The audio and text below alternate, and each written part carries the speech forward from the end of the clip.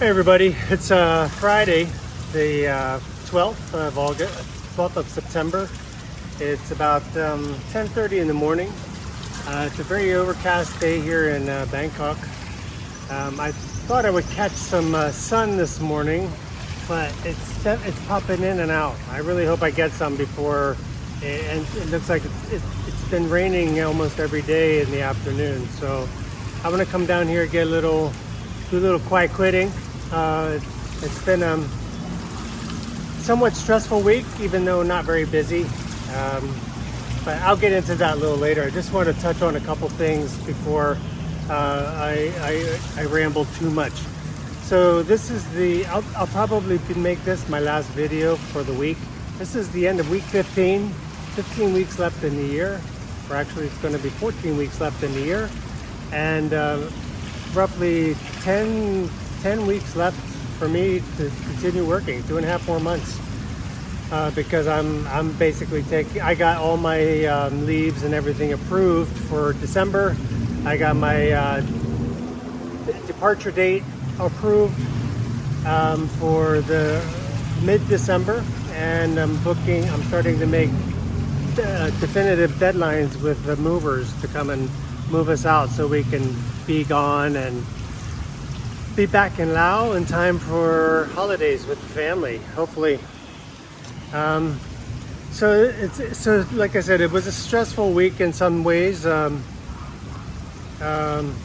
me save that for later. So yesterday I did a video, and I spoke pretty strongly in it. What started off as kind of a thoughtful memorial about September 11th. It kind of turned into I was a little ticked off.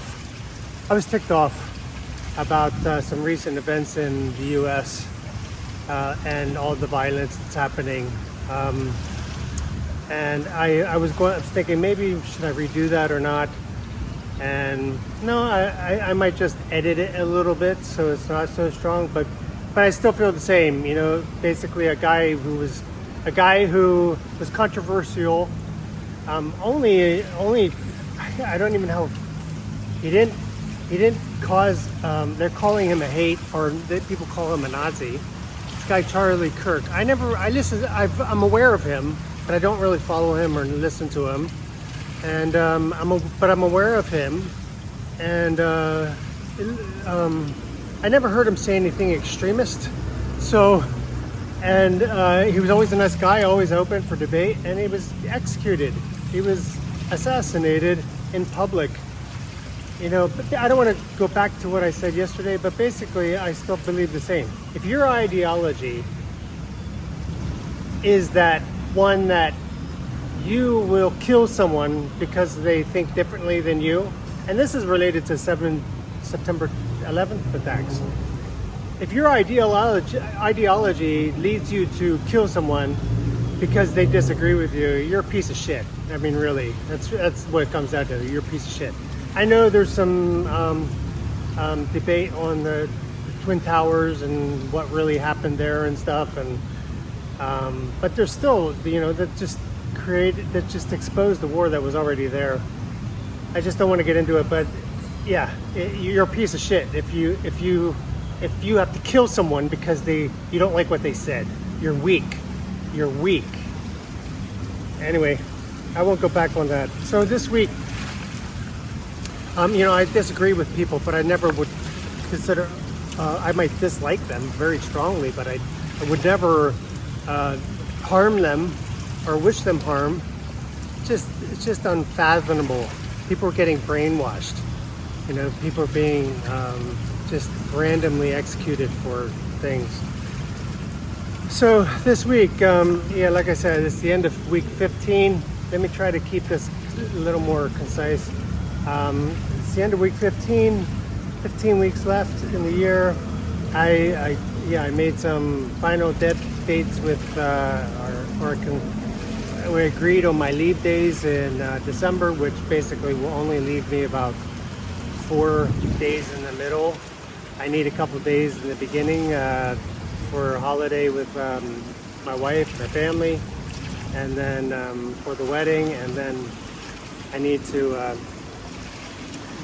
I don't have any other days, so I need to stay in the office for a couple days, which will probably, I don't know what that amount to.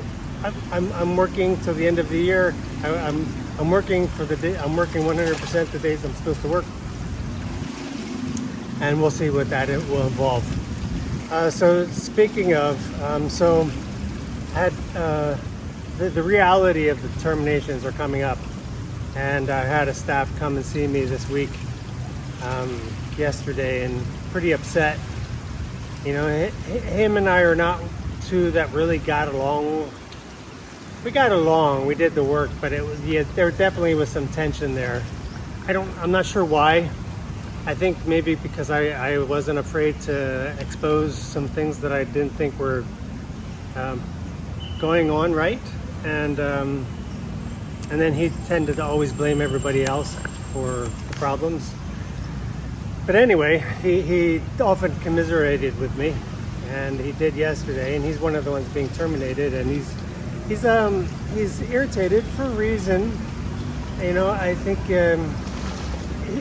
basically his subordinate is not being terminated, and she says something to him, and he got offended by it.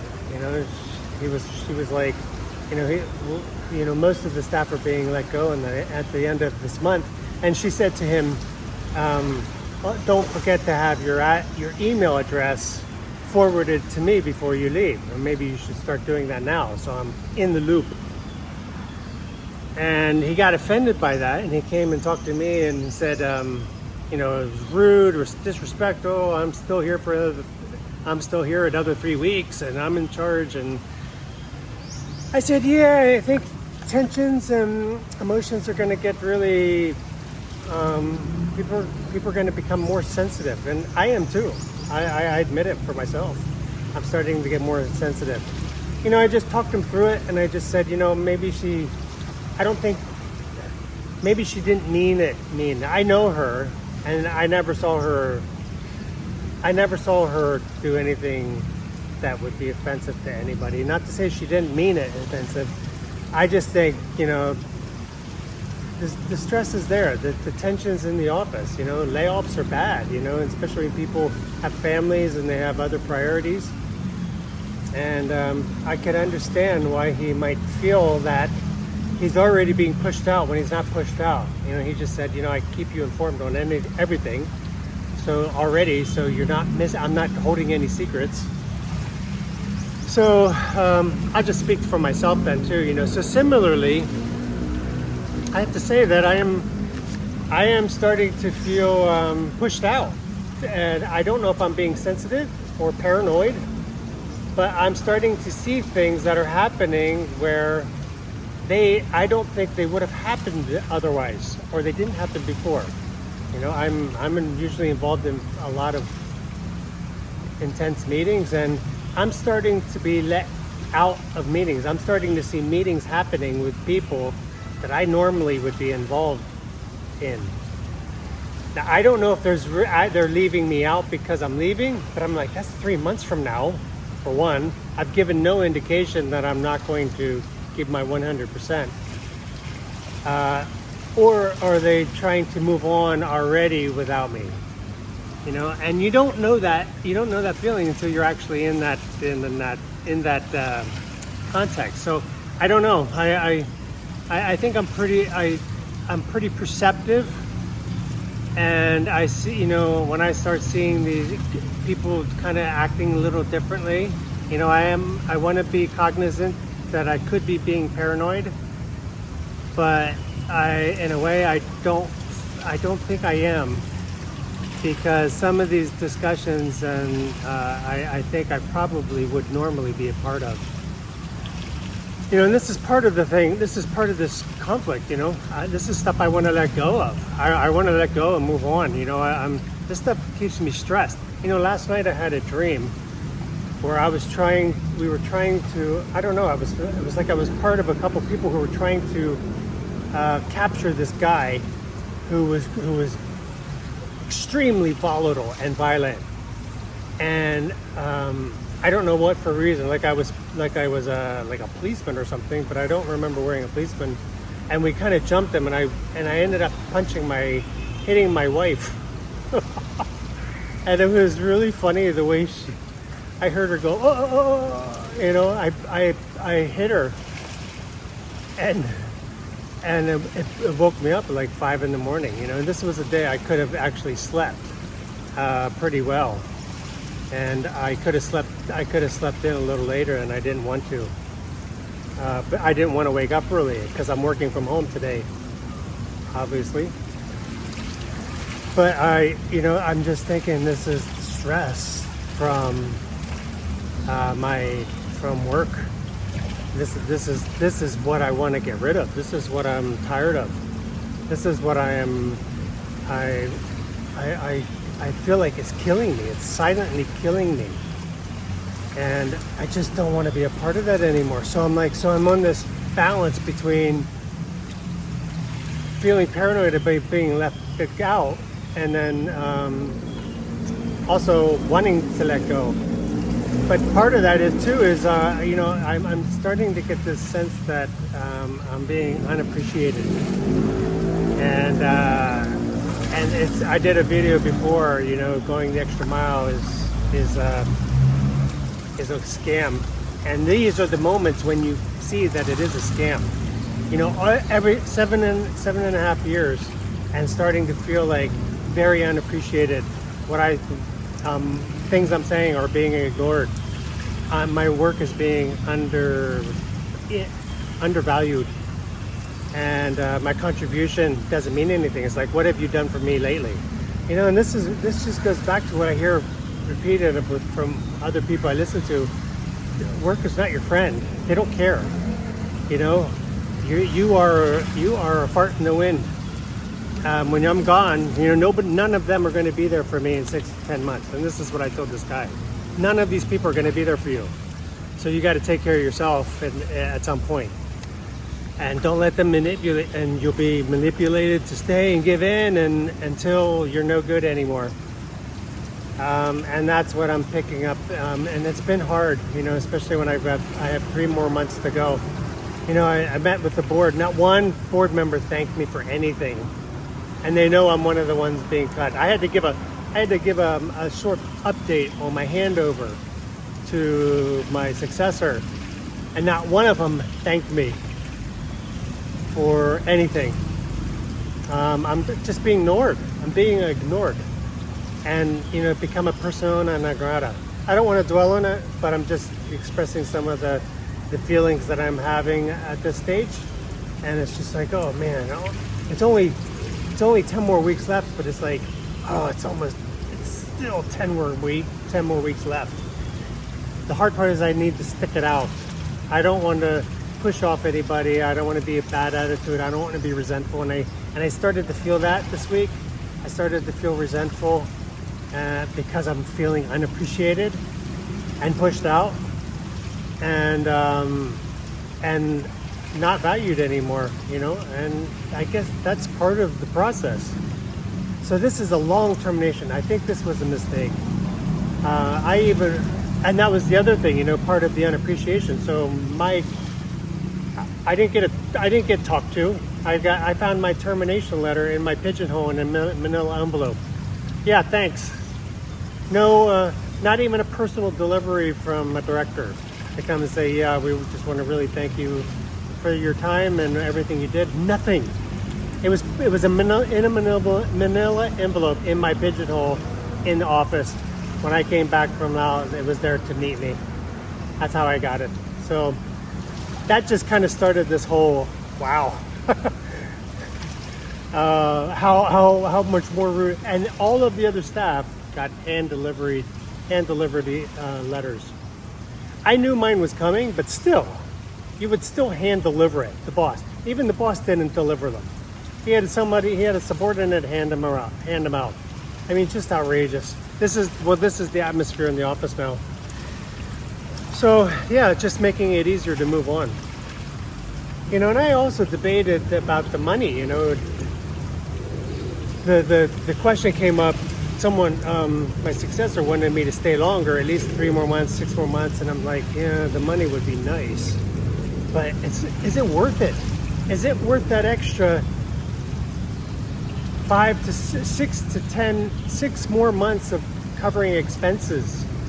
Is this stress? And next quarter will be extremely stressful. The quarter that I'm gone, first half of the year is the worst for what I do. And is it worth it? Is that little bit of, is that few extra months of assurance in finances worth that stress? Because it is the worst. I dread it. I dread quarter one. I dread it. You know, I told someone that I almost can't even enjoy the holidays in December and any holiday thinking about quarter one of the year. And it shouldn't be like that. So is a few extra months of covering expenses worth it when I'm ready to move on? Yeah. So I have to look at this. This is God sent. This is the way it's supposed to be. 2025 was always in my vision. I'm not, and the stress is the money. I'm not retiring. I don't have $1 million, so I'm gonna have to make what I have work. And so I'll stop there. And speaking of, so this week I did a fitting. Similarly, we had a person I knew that was on the board many years ago. She just died this week. She died in her sleep. 71 years old. I'm only 15 years younger than that. So she only retired about 3 or 4 years ago because she was living here and very active. And so she got maybe 4 or 5 years of retirement free from work. I don't know what she did. I can't imagine her sitting still. She was very active and very gritty, very abrasive. But people liked her. They appreciated her. I can be abrasive sometimes, but she's gone. She fell asleep, died in her sleep. That's how I want to go if I die. I want to go. But that's only 15 years from now, and she really only had 5 years of retirement. I'm reading a memoir about it's called Grief. That is not the end. It was very short. It's more like a workbook. It was okay, but this lady's fiance died at 48. He had a heart attack. 48.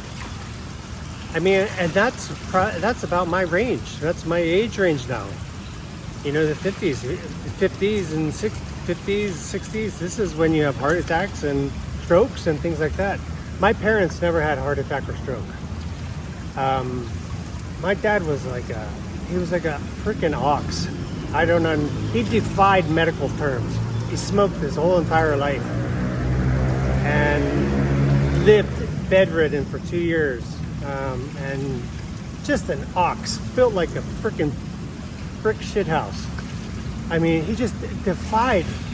Not healthy, didn't eat, didn't care what he ate, didn't exercise, nothing like that. I mean, he worked around that house. He was healthy for a period of time, and then the last 15 years of his life, he just kind of gave up. But he still lived like that. He still lived that long. I don't know if that's going to happen to me. I'm not aware of any heart attacks. I think my grandfather had a heart attack. That's what took him out at young 60s, early 60s. But I'm like, if I only have 5 years left, do I want to be here? Do I want to be working in a place where people aren't very friendly to me, and maybe vice versa? Maybe they think I'm not friendly to them. But that's just not an environment I want to be around. So if I have a little bit of time left, the thing is, we don't know how much time we have left. And in the 50s, the time is becoming less and less. So it's just time to move on and try to live on what we can. So we had my wife and I, we had our marriage course. It's supposed to be pre-marriage course, but we're already married. We've been together for 12 years. It's a nice course with the church.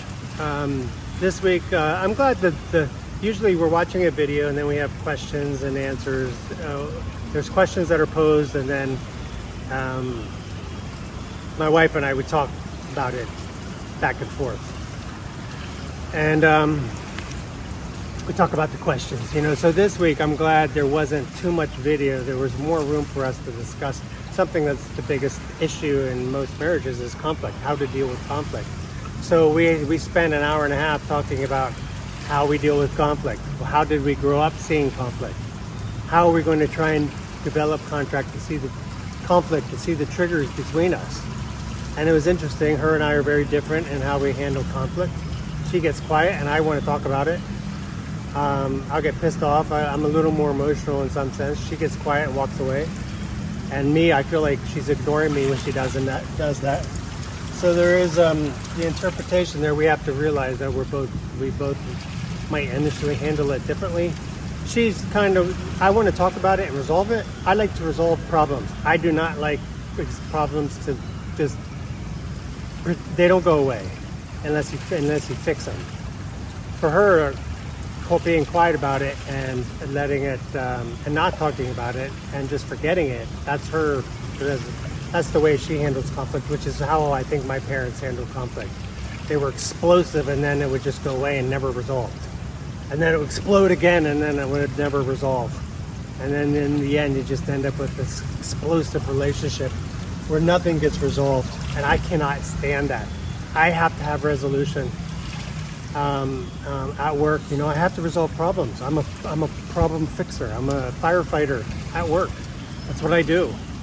And I know not resolving conflict is extremely dangerous for relationships, and I do not want that. And I'm afraid that when we, you know, I think we've had a little more conflict this year than any, and I think it's the stress from work. But I'm afraid that I'm not sure. I think it's stress from work, because both of us are very similar, we're very easygoing, and we're very flexible with each other. And we let each other do what we do, and then when we're together, we just really enjoy the time together. We're even together, sometimes we're not really, we're physically together, but we're doing our own thing, and we just love being around each other. And I love that, you know. She doesn't try to change me, to force me to do anything I don't want, and she's okay to do whatever I want if we want to do something together. But she's very independent at the same time. So I just hope that when we have more time together, that we won't have the stress. I think as most couples, the stress is going to be around money. Like I said, I'm retiring on a budget. And she doesn't really understand that. She's a little more zen, you know, enjoy today because we might not have tomorrow. And I'm like, I understand that, but we might have tomorrow. That's the problem. We might have tomorrow, so we need to have something for tomorrow, something for next year, something for 5 years from now. And so and you know, she's coming from that culture where, you know, you have the money, you eat today. You get the money tomorrow, you work tomorrow. I'm like, yeah, that's how I've been living, you know, but I don't have that income anymore. So I have a pool, I have a nest egg. Now we have to live on that and make it work. I would rather be a little more strict in the beginning and then make sure she has enough for when I'm gone. But it was a fun conversation. We still need to work some of that out. But that will probably be the biggest. I need to let go and let go of control. And I trust her. I have to let go of my management of the details of things. I need to let go. I know it. I know, and it was a curse from my mother. She was just crazy about details and the numbers, and just very frenetic about money. She was very generous, but she was also very frenetic about it, very precise and worried. She didn't have millions either. I mean, my parents didn't even have like $250,000 to live on. They didn't even have that. You know, I got my sisters and I all shared a small inheritance. The biggest part that we got was basically a little. We got some insurance money because of the way she was killed. So we had to share some insurance money. That's what really made the difference. The inheritance wouldn't have been that much, but it was the insurance money that it wasn't that much either, but it was enough to make a little bit of more of a difference for my situation. But so they didn't have much, and my wife and I aren't going to have much, but we're going to live simple. I think we'll be okay though. I really do. I take care, everybody. God bless. Take it slow.